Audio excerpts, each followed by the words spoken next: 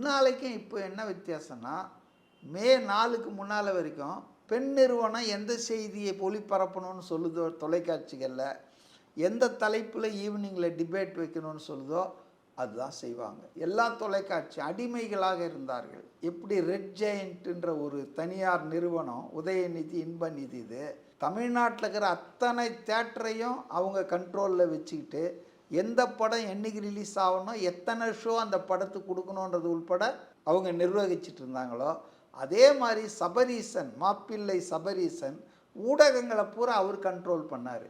அதன் விளைவு என்னன்னா, அரசுக்கு எதிரான செய்திகள், அரசுக்கு தர்ம சங்கடம் கொடுக்குற நியூஸ் வரவே வராது.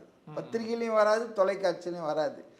ஏதாவது ஒன்று வந்ததுன்னா அது பெருசா பூதாகரமா வரும். Periyar Maniammai Institute of Science and Technology, Tanjavur. CSE with specialization in AI and ML, data science, cybersecurity and more.